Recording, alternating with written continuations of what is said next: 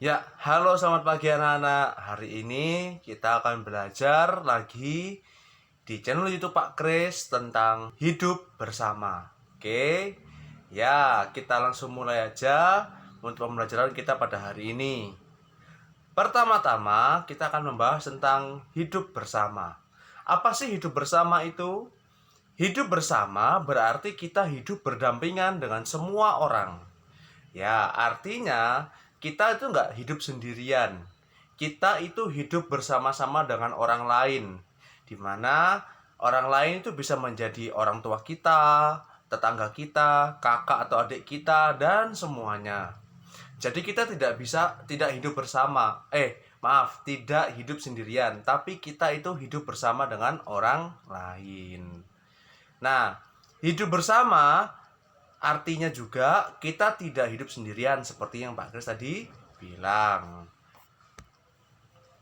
Ya, ini adalah salah satu contoh dari hidup bersama. Kalian bisa lihat di gambar bahwa ada teman-teman, ada tetangga dan sebagainya, mungkin itu juga saudara. Dia tidak sendirian, artinya dia hidup bersama dengan orang lain. Nah, mengapa sih kita harus hidup bersama? Yang pertama, karena kita makhluk sosial, yang berarti kita tidak bisa hidup sendiri. Makhluk sosial itu apa sih? Nah, makhluk sosial itu artinya makhluk yang membutuhkan bantuan dari manusia lain atau membutuhkan teman dan tidak bisa hidup sendiri. Itu artinya makhluk sosial, yaitu tidak bisa hidup sendiri dan membutuhkan bantuan orang lain. Manusia adalah makhluk sosial. Kenapa? Karena manusia itu tidak bisa hidup sendiri. Dan juga manusia membutuhkan bantuan dari orang lain. Sehingga mereka gak bisa hidup sendiri. Sebagai contoh, kalau kamu lagi sakit, kamu pasti butuh dokter. Kalau kamu mau makan, kamu pasti cari tukang masak. Nggak mungkin kan kamu masak sendiri, atau nggak mungkin juga kan kamu kalau sakit berobat sendiri, nggak mungkin. Pasti butuh orang lain, entah itu dokter, atau koki, atau polisi untuk menjaga keamanan. Kamu pasti butuh bantuan orang lain. Nah, seperti itulah disebut makhluk sosial. Dia tidak bisa melakukan segala sesuatunya sendiri. Dia butuh bantuan orang lain. Oke, yang kedua adalah kita membutuhkan orang lain dan juga bantuan orang lain. Artinya apa? Ya seperti yang Pak Kris tadi bilang, semua yang kita lakukan tidak bisa kalau kita lakukan sendiri. Harus dengan bantuan orang lain. Oleh karena itu, kita disebut sebagai makhluk sosial. Yang ketiga, mengapa sih kita harus hidup bersama? Kita itu membutuhkan teman. Nah, siapa yang di sini nggak butuh teman? Nggak mungkin, pasti butuh teman. Di mana-mana seorang teman itu pasti akan menolong saat kita kesusahan. Juga dia akan menemani kita saat kita kesedihan atau ya lagi bersuka cita dan sebagainya. Tidak mungkin teman itu meninggalkan kita. Nah, seperti itu. Oleh karena itu kita juga membutuhkan teman. Lanjut ya. Kita harus hidup bersama. Ini adalah contohnya. Dimana kalian bisa lihat ada 3 teman dan juga bentuknya beda-beda, warna kulitnya beda-beda, rambutnya warnanya beda dan sebagainya. Tapi tetap bersama, hidup bersama. Akur. Nah, manfaat kita hidup bersama. Manfaatnya yang pertama adalah ada orang lain yang bisa diajak bekerja sama. Kamu kalau misalnya lagi kesusahan melakukan segala sesuatu, kamu pasti butuh bantuan orang lain. Nah, kalau kamu hidup bersama dengan orang lain, kamu pasti bisa bekerja sama dengan mereka, dengan meminta bantuan mereka atau apapun itu. Jadi, kamu bisa bekerja sama dengan orang lain, dapat bertukar pikiran dengan orang lain. Ini maksudnya gimana Pak Kris bertukar pikiran? Apakah pikiranku ditaruh ke pikirannya dia, atau pikirannya dia ditaruh di kepalaku gitu? Atau bagaimana Pak Kris? Bukan. Artinya bertukar pikiran adalah kamu bisa tanya pendapat atau tanya jawaban ke temanmu kalau misalnya kamu sedang kesusahan. Contoh bertukar pikiran adalah ketika kamu belajar. Kalau kamu kesusahan dalam belajar, kamu bisa minta ajari teman kamu. Nah, itu namanya bertukar pikiran atau meminta pendapat teman kamu dan sebagainya. Jadi kamu nggak berpikir sendiri. Kalau kamu kesusahan, kamu bisa minta tolong atau minta jawaban ke teman kamu. Tapi kalau misalnya ulangan, jangan bertukar pikiran loh ya. Harus dikerjakan sendiri. Yang ketiga, ada orang lain yang bisa diajak berinteraksi. Maksudnya berinteraksi itu seperti ini. Kamu bisa mengajak dia berkomunikasi atau berbicara, mengajak dia beraktivitas bersama, dan sebagainya. Itu namanya berinteraksi. Kalau kamu tidak hidup bersama dengan orang lain, kamu tidak bisa berinteraksi. Karena mau berinteraksi sama siapa? Apakah kamu mau berinteraksi sama pohon? Kalau kamu lihat terus ada manusia lain gitu, kamu nggak hidup bersama manusia lain. Adanya cuma pohon. Memangnya kamu mau ngomong-ngomong sama pohon? Ada pohon mangga itu terus kamu ajak ngomong, "Hai pohon mangga, apa kabarmu hari ini?" Pasti pohonnya tidak akan menjawab kan? Nah, itulah kenapa kamu butuh orang lain supaya bisa diajak berinteraksi atau berkomunikasi dan sebagainya. Yang keempat, mampu untuk saling tolong-menolong dengan orang lain.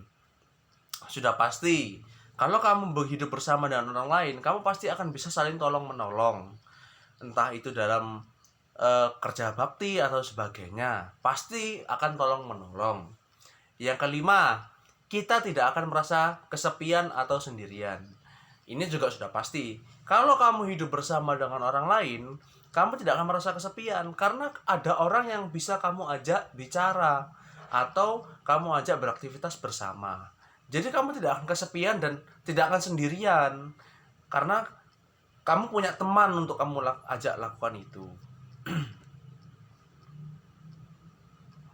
Nah, inilah kenapa kamu harus hidup bersama. Coba kamu lihat, menyayangi teman. Kalau misalnya nggak ada teman, siapa yang mau kamu sayangi? Nah, kan? Selagi pula, kamu juga bisa bermain bersama teman-teman kamu. Coba kamu lihat Upin dan Ipin di situ.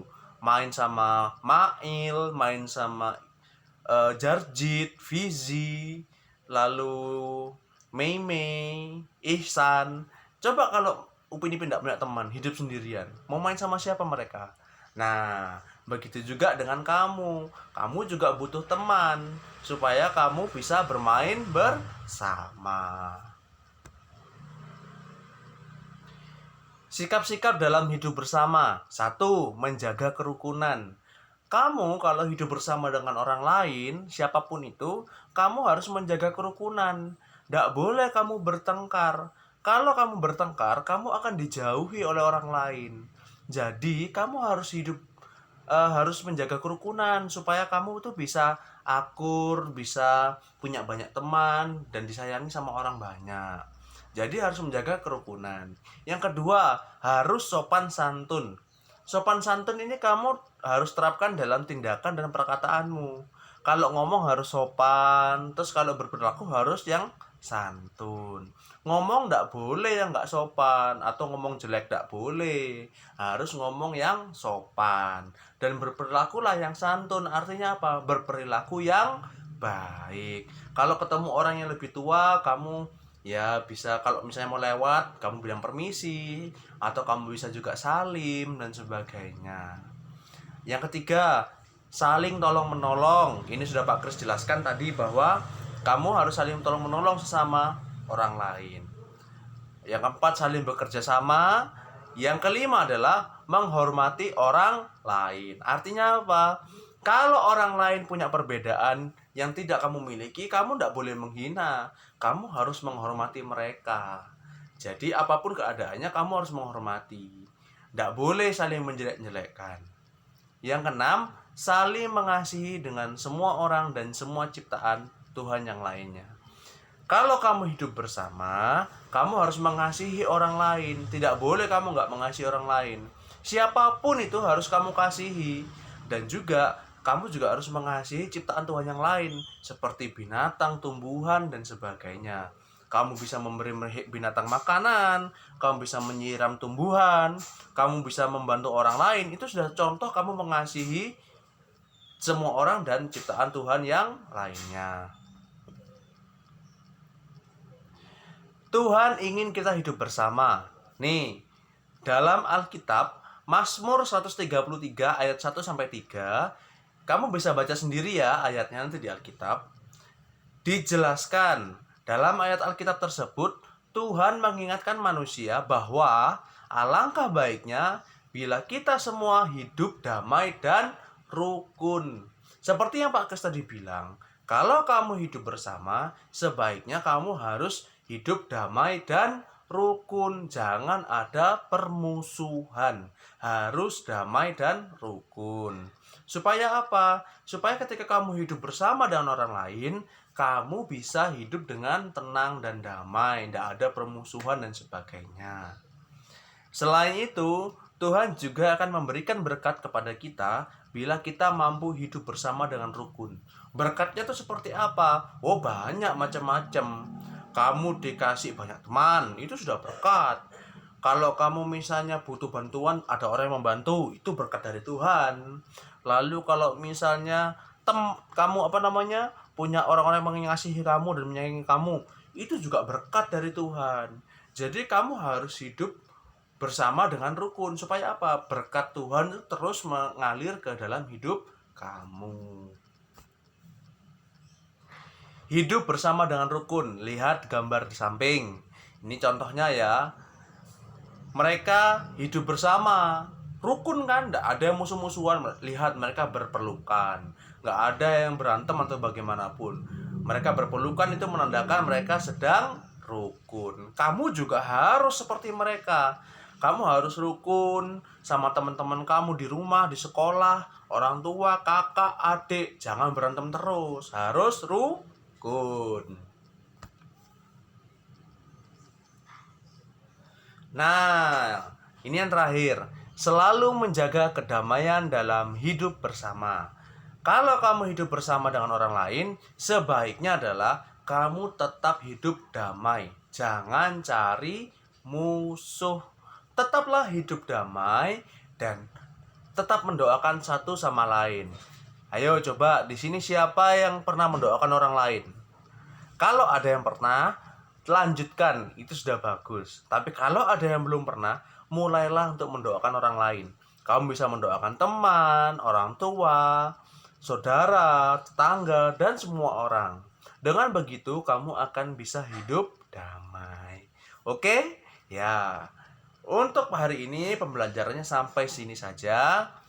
Kalau misalnya kalian ada pertanyaan, kalian bisa tulis di kolom komentar di bawah ini. Nanti Pak Kris akan coba jawab. Oke? Pesan Pak Kris, tetaplah hidup rukun dan damai dalam persaudaraan. Ingat, hidup bersama itu harus rukun. Sebagai anak Tuhan, kita harus mengasihi semua orang. Oke? Bisa ya? Dah, sampai jumpa lagi. Tuhan Yesus memberkati.